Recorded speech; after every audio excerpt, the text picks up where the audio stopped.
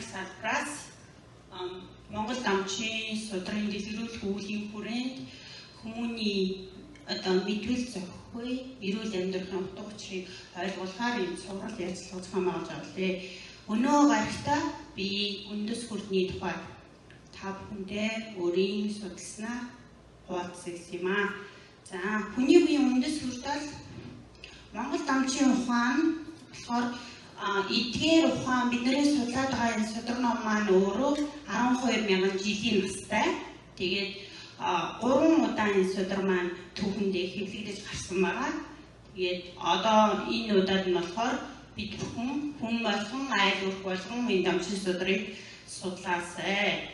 За Монгол хүн байхын учир хүмүүн байхын учрыг энэ үндэс хүрттэй холбож тайлбарлахын тулд би хүний заяа, хүмүүн байхын заяа гэж юу юм бэ?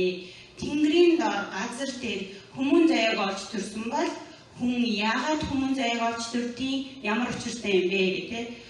Эцгийн цагаан тусал, эхийн улаан тусал, сүнсний алтан тусал энэ гурав нийлжээж хүмүүн заяанд хүн төрлийг олж төрдөг байгаа. Тэгвэл энэ хүмүүн заяанд төрсөн хүмүүн сүнс бие хоёрыг холбож идэг, сүнсийг дээш хөөргөлгүйгээр барьж идэг энэ хүрд бол үндэс хүрд. За Монгол ангаах ухаан махан бие өөрөгт бие түүнийг илэршүүлдэг арга ухаан, сүнсэн биеийг илэршүүлдэг бэлэг ухаан. Энэ хоёрын хоорондын хүрд холбож идэг хүрдийг судалдаг хим химнэл гэж энэ гурван зүйлийн хэлхий холбоо нь Монголын ангаах ухаан бол явж байдаг. За ямар учиртай юм бэ гэхээр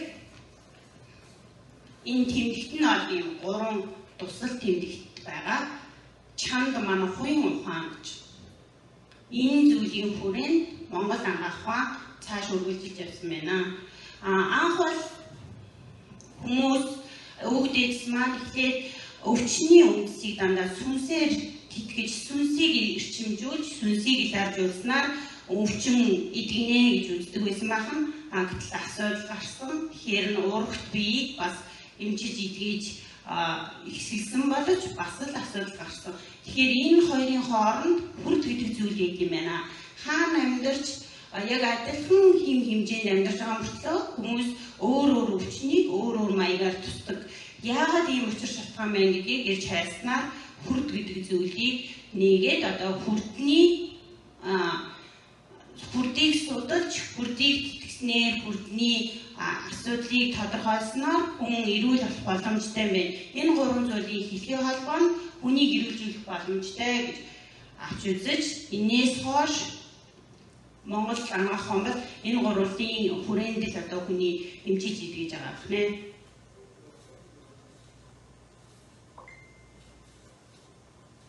За үндэс хүрдний хувьд бол та бүхэн зургийг харж болно.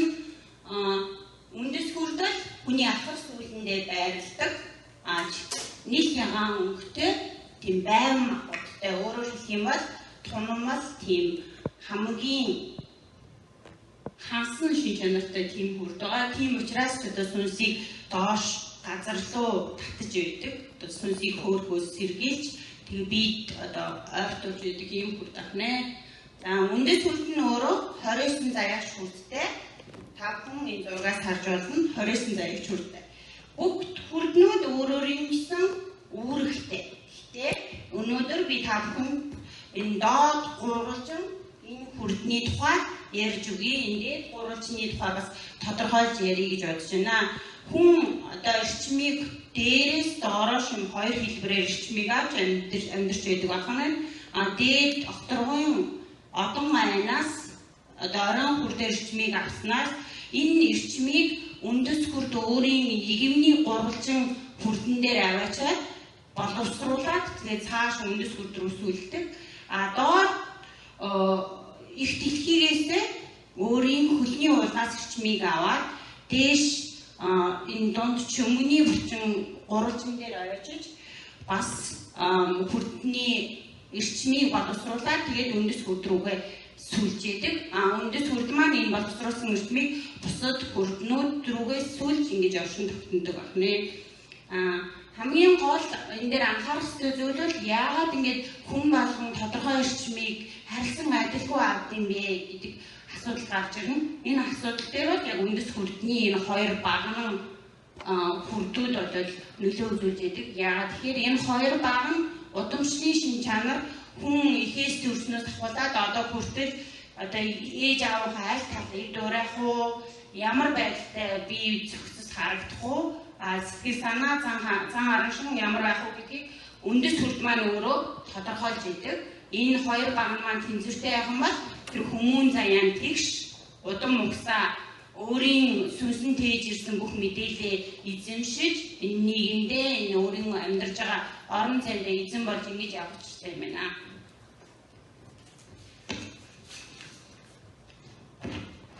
Гэтэл асуудал гардаг тийм хүмүүс өвддөг. Яагаад өвчин үүсдэг вэ? Ямар асуудал гардаг вэ гэхээр энэ дээр бол би одоо энэ зургийг бэлдэж ирсэн байгаа. Та бүхэн харж байна. Хүн өөрийн заяандаа эзэн суугаад өөрийн эрчмээр зөв тэтгэгдээд хүрдэн зөвөрөж явах юм бол хүний бие ийм тэгшхэмтэй байдаг байна. Гэтэл хүний биеийн одоо жишээлбэл үндэс хүрдний эрчим суларч өөрөө болон тэр огторгон айнаас газраас химээ доктортойгоор авч чадахгүй ийм нөхцөлд хүний тэгшхэм алдагддаг. Тэгшхэм алдагдаад ирэхээр яадаг вэ гэхээр заяан хазаадаг. Заяан хазаахаар үйл явдал нь бүтэхгүй өвчин ороод энэ асуудлууд гардаг байна. Хүн зөвхөн одоо орчин цагийн агаах хүн бол хүний уурагт биеийг эдгийг дэмжлээд болохгүй тайрж аваад ингэж гэтэл Монгол томчин ухаан бол хүний биеийг хамгийн түрүүнд сүнсийг заснаа. Сүнсийг засны дараа хүрдийг засна. Хүрдийг хэмжүүлжээ хамгийн сүүлд нь уурагт биеийг арцсан нурууны бариац буюу сав орчны бариацаар засаад энэ гурвуулангийн хэлхээ холбоонд хүнийг эдгэх боломжтой гэж ингэж үздэг байна. За хүрдтэй холбоотой сая үзүүллээ. Яагаад хүний тэгшхэм алдагддаг юм бэ? Яагаад хүний заяа газаад юм бэ? Тэ? Ямар асуудал байд юм бэ? Энэ талаар тайлбарж өгье. Хүн өөрөө ерөөсөө бүтээхдээ энэ дэлхий дээр газар шорондоор гიშгэж эрчмийг дээд одон ай болон газар байгалийн хэмээс татаж авдаг байгаа.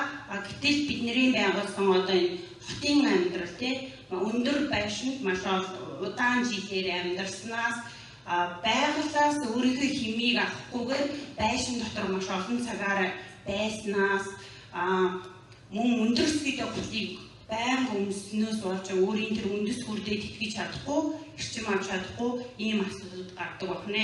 Гэтэл байгаль маань өөрөө тэр үндэс хүрдийг тэтгэхийн тулд байгаль өөрөө бас тэгш байх ёстой. Байгаль өөрийн унган төрхөөрөө өөрийн эрчим тэр үндэс хүрдийг тэтгэх зөв эрчмийг ялгаруулахын тулд байгаль маань өөрөө хөндөгдөөгүй, байгаль дахь газрын хөндөх бүх элементүүд нь бүгдөө бас яг тийм тэгшхэмтэй байгаль маань өөрөө тэгшхэмтэй, байгалийн үндэс хүрд өөрөө тэгшхэмтэй байж хүн тэр тэгшхэмтэй хүрднээс зөв эрчмийг авч үндэс хүрд маань өөрөө эрчимжиж эрүүл саруул амьдрах ийм нөхцөлийг хангаж байдаг байна. Мөн энэ байгаль дээр амьдарч байгаа ан амьтнаас үндэс хүрдийг эрчимжүүлж амьтан бол одоо чоны үляаны авиагаа чон ойлгоход бол хүний үндэс хүрд итгэгдэж эрчимжиж байдаг байна.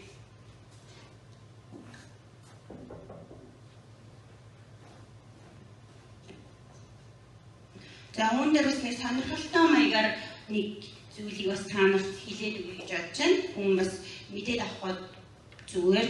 За энэ харагдаж байгаа энэ гурвалжин хүний игэмдээ байдаг энэ үндэс хүрдний энэ заяагч хүрд байгаа. Энэ ямар учиртай хүрдэг вэ гэхээр энэ удамшлын багнаас ирсэн мэдээллийг өөрөө дээш нь сүлж идэг. Энэ удамшлын багна гэж юу гэхээр хүний дунд чүмгэнд баган дунд чүмгэнд нь болохоор узуур эс, зүүн дунд чүмгэнд болохоор үүдэл эс гэж энэ хоёр эсийн хүний биеийг байрлаж идэг. Энэ эсүүдээс ирсэн мэдээллүүд энэ дээш сүлж энэ багныг үүсгээд энэ гурвалжин игминий багна энэ гурвалжин үүсгэж идэг байна. Энэ ямар учиртай гэхээр энэ бол маш хамгийн хэрэгтэй.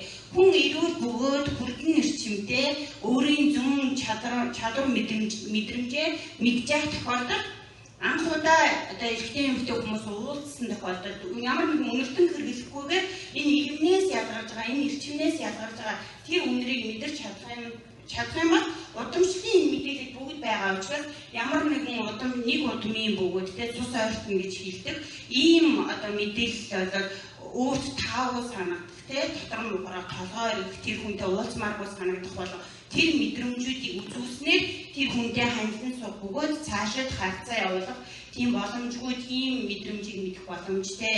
Тэгэхээр хүн ерөөсөө өөрөө хүрдэн зөв байснаас хүрдний эргэлт зөв байснаас өөрийн бие эрхтэн эрүүл саруул байснаас сүнс тэтгэгдэх эрчмээ хүрдээр дамжуулж авч чадснаас уурагт бие тэтгэгдэх эрчмээ хүрдээр дамжуулж авч чадснаас зөв тэнцлийг хангаж чадснаас хүний заяа тэгш явахаар яадаг вэ гэхээр нийгэм орчинд хоорондоо үнэлэгдэж хүндлэгддэг өөрийн хүч чадал эрчим сайн учраас эргэн тойрны хүмүүс хүрээлдэг үйл явдал нь бүтэмжтэй энэ сайн сайхан амьдрах боломжтой байдаг байна. Үндэс хүрдний хувьд эдгээр мэдүүлэлийг өнөө гарагтаа би хэлбэж ирсэн байна. Үндэс хүрдийг өөр одоо арц нурууны барай засал болгон сүнсний засал хүрдний заслаас өөр хүн өөрөө жирийн нөхцөл яаж идэвхжүүлэх боломжтой юм бэ гэхээр хүрдний дасгал үндэс хүрдийг идэвхжүүлдэг дасгал байгаа. Ялангуяа монголчуудын хамгийн уугуул уламжлалт одоо бүжиг бие биелгээ бол хүний үндэс хүрдийг маш сайн эрчимжүүлж өгдөг. Мөн үндэс хүрдний дасгал гэж тусдаа дасгал вэ? Тэр дасгалыг хийснээр хүн өөрийн үндэс хүрдээ тэтгэж эрчмээр тэтгэх боломжтой ийм байдаг байна. Үндэс хүрдний тулгуур эрхтэн бүх тулгуур эрхтнүүд үндэс хүрдтэй холбоотой. Энэ тулгуур эрхтнүүд бол ястай.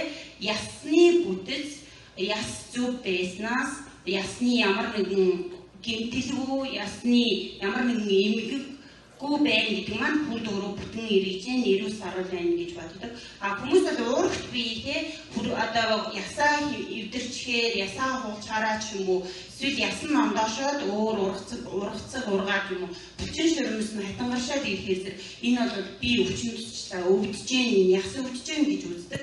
Гэтэл энэ маань яг уг саруулжтаа хүрднээс үүдэлтэй хүрдний эрчим дутагдаж хүрд буруу харилцаа ирснээс болон хүрдтэй холбоотой асуудал гарсан учраас энэ адаг зүйлдээ хамгийн сүүлд энэ ясан дээр илэрж идэг байна. За өнөөдөр манай нэг гишүүн үндэс хүрдний дасгалыг та бүхэнд хийж үзүүлнэ. За үндэс хүрдний дасгалыг хийхэд бол хөлийн өсгийн үлмийн бүгд тэгш байх ёстой, хоорондоо нийлсэн байх ёстой, өвдөг нийлсэн байх ёстой. За хоёр гараа урагшин татаад нурууцыг яг цэг хэмжээгээрээ доош хагас суулт юм байдалтай үзүүлж өгнө. За яг энэ суусан байдал дээрээсээ хоошоо урагшаа өөрийгөө ганхаж үзүүлнэ. Ганхаж үзээд за урагшаа хоошоо яг хамгийн одоо хэцүү тэнцвэрийг олоход хэцүү яг тэр байр шил дээр өөрийгөө байрч өгөх ёстой байгаа. Энэ дасгалыг хийж явах явцад гидсээ цагаан татаад гидсний доод булчин, дээд булчин бүх булчингуудаа дотроос нь цагаан татаж өгөх ёстой. Тэгээ энэ дасгалыг бол хязгааргүй өөрийнхөө одоо хязгаараа идчихээ хизээ чадахгүй болтлоо энэ дасгалыг хийх хэрэгтэй. Тэг өдөрт хэдэн ч удаа хийж болно. Энэ бол одоо ямар нэгэн цаг хугацаа илтээ асуудал шаардахгүй. Ариун цэврийн өрөөнд гараад гартаа ч гэсэн энэ үндэс хүрдний дасгалыг тодорхой хэмжээнд хийчихэд гарч ирэх боломжтой. За анхаарал тавьсан та бүхэнд баярлалаа. Хүмүүн заяагаад итгэж тэгш хэмтэй өөрийн байгаа орон зай их орондоо эзэн нь болж эргэн тойрон бүх зүйлээ бүгдийг сайн сайхан авч явах болтугай гэж өрөөё. За одоо бидэнд